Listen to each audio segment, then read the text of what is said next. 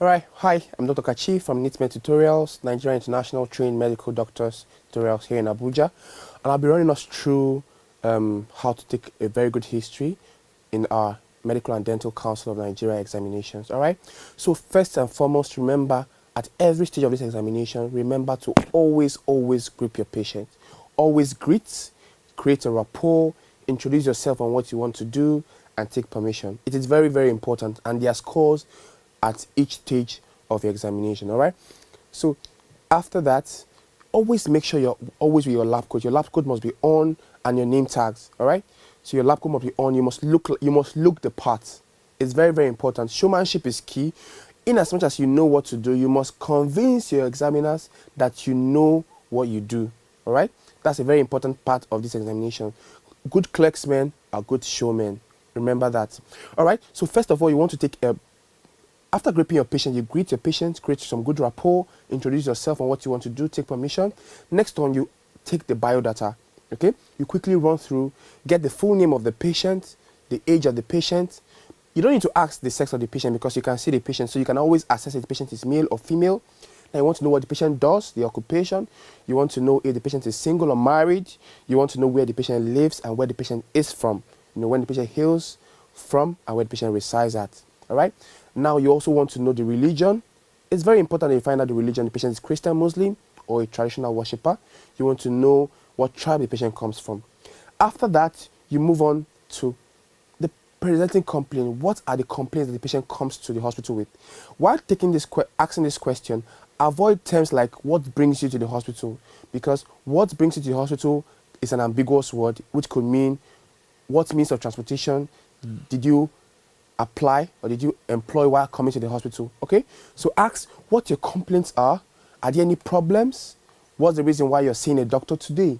Okay, ask very direct questions. Okay, and while asking questions in your presenting complaint, always strike a very good balance between asking open-ended questions and close-ended questions. All right, for most of your history taking, you should dwell on asking open-ended questions. For example, what are the problems today?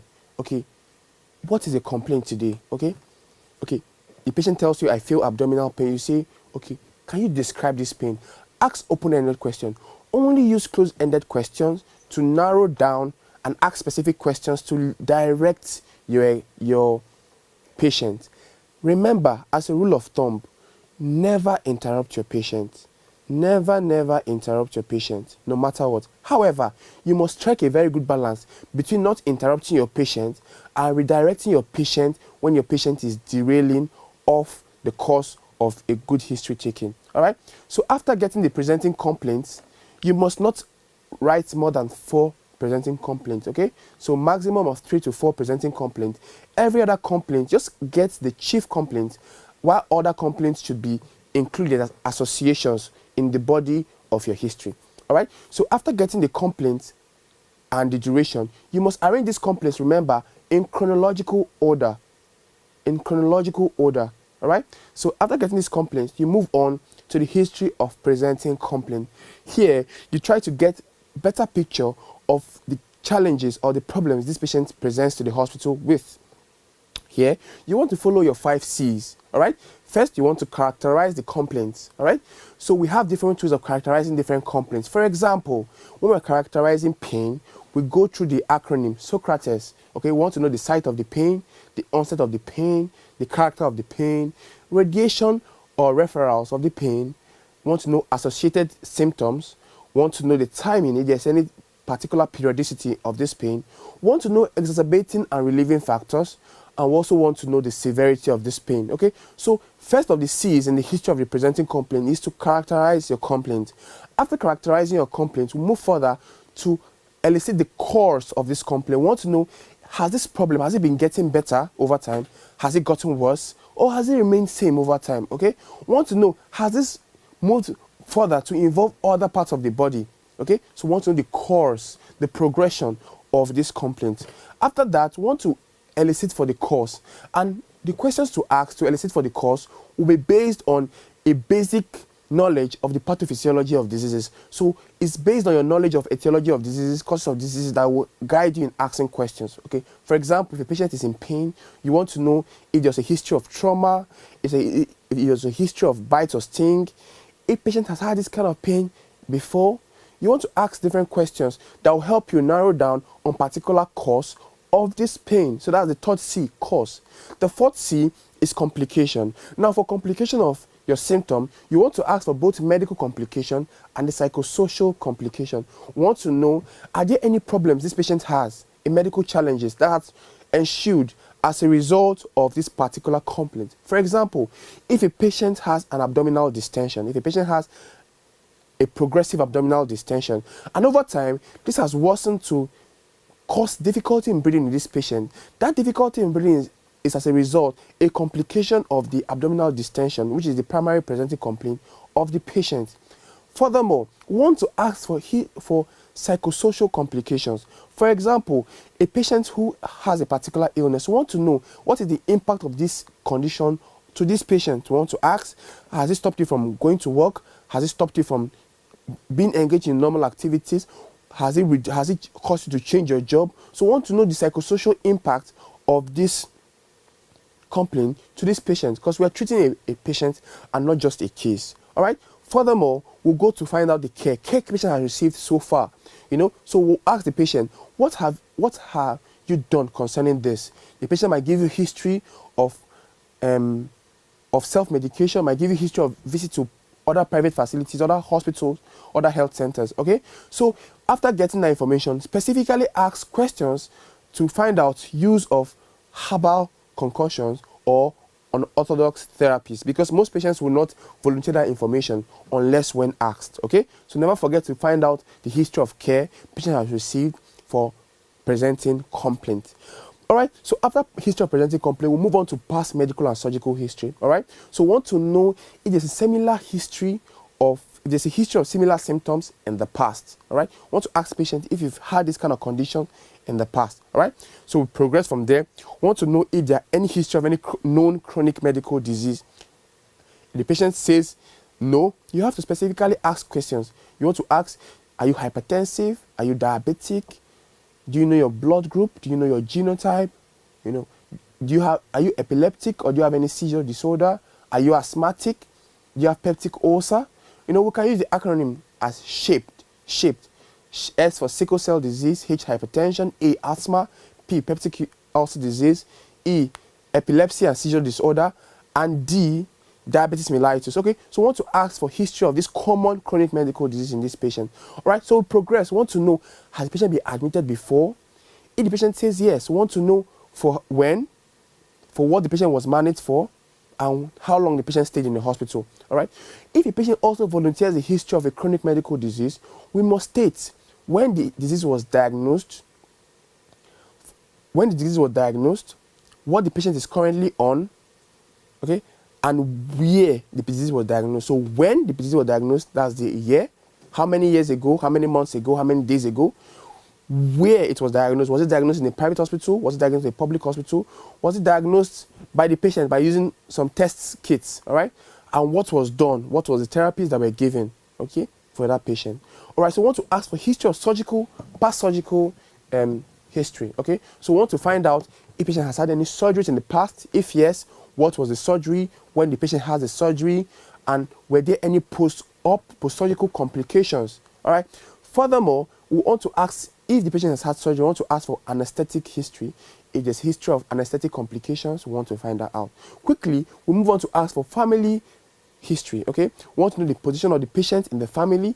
What type of family is he? A monogamous or polygamous family? We want to know if there's any family history. We want to know the states of the siblings and the parents. We want to know if the parents are alive and well. If they are dead, we want to know the cause of death and when they died.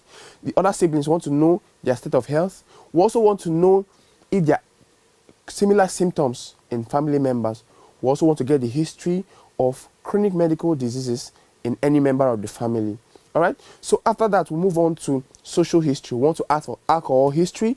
And if a patient is a positive alcohol history, we have to quantify alcohol intake. Okay. We'll quantify the unit of alcohol consumed. Use the formula. Units of alcohol consumed is equal to percentage alcohol by volume multiplied by volume of alcohol in mils divided by 1,000. Okay, so we want to quantify the volume of alcohol consumed in terms of units so that we are objective in our assessment. All right, so if the patient also ask if the patient smokes. If the patient smokes, we want to quantify the amount of smoking. All right, the quantity of cigarettes smoked. Okay, so we use the formula smoking in pack years is equal to number of sticks smoked times number of years divided by 20. All right, so we want to quantify any of these things that we get. We want to also ask for patient's occupation, and we'll ask any other social any other history as regards lifestyle pertaining to the patient's primary complaint, a history that will guide us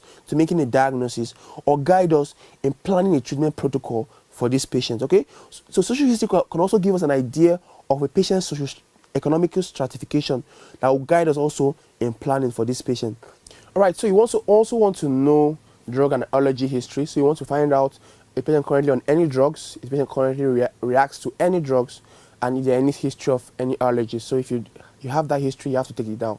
Right? Furthermore, you want to review systems, okay? Systemic review or review of systems. You want to ask specific questions in other systems not captured in the body of the history, all right? So you capture systems, take the central nervous system, musculoskeletal system, hematologic system, respiratory. Depending on the system that was not captured in the body of the history, you ask specific questions, 2 or 3 questions in the review of system. Then further, now there are few modifications in taking history for some other specialties. For example, when you're taking history in obstetrics and gynecology, you include things like a brief obs and gyne history after your biodata. So you want to ask the patient's last menstrual period, when the patient last saw her menstrual period. You want to find out if the patient, the parity of the patient has given birth before. If the patient has given birth before, you want to find out when was the last childbirth or last confinement to bed. You know, you also want to find out the patient's parity. You want to find out, and you want to use the last menstrual period to estimate the gestational age of a pregnant woman, and also to give her expected date of delivery. All right. So those are the few things that you add following biodata for obs and gyne history. All right. Also, in taking a history for any woman, you must also note a past obs and gyne history in the body of the history. All right, it's very important. Whether or not the woman is presenting in a surgical clinic, a medical clinic, we must always take the history, past obs and gyne history from the woman. All right, so and while taking gyne history, don't forget your 4Ds: the history of dysmenorrhea, history of dyspareunia, history of dysuria, and history of discharge PV. Also ask for history of hormone use, history of contraceptive use, history of knowledge and history of contraceptive use, knowledge and history of pap smear or any cervical screening or any other test for any malignancy. All right. So also, as a specialized history for pediatrics, remember to also state in the biodata the informant and the reliability. Always state the informant and the reliability if the history is not volunteered by the patient. If a volunteer is not the patient, then you must always state the informant and the supposed reliability of the information you are receiving. All right. So also in taking history in pediatrics, just following the history of presenting complaint, you must also take history, prenatal, natal, and postnatal history. All right, because it will guide you in making diagnosis in children. All right. So you must take prenatal, natal, and postnatal history for children. You must take history of development, developmental history. You must take immunization history, and you must take history for nutrition for children. All right. So history taken for children is a little different from conventional history taken in adults, and we capture a lot of that in the tutorial classes, all right, which we may not be able to capture in all our videos. All right. So that's basically some modifications you have while taking history for other specialties. All right. So that's how much you can take for this video. For the want of time, we cannot make a much longer video than this. But for more information and to get more tutorials from consultants and other members of the team, you can always visit Nigerian International Trained Medical Doctors Tutorials, where you can get the best of preparation and the best of group discussions, because we don't only give tutorials, we also encourage group discussion amongst the students, amongst the fresh doctors, such that while they are while they get to the exam venue, they are very, very prepared to come out very successful. All right, so I hope to see you in Nitmed tutorials, and stay good, stay safe. Thank you.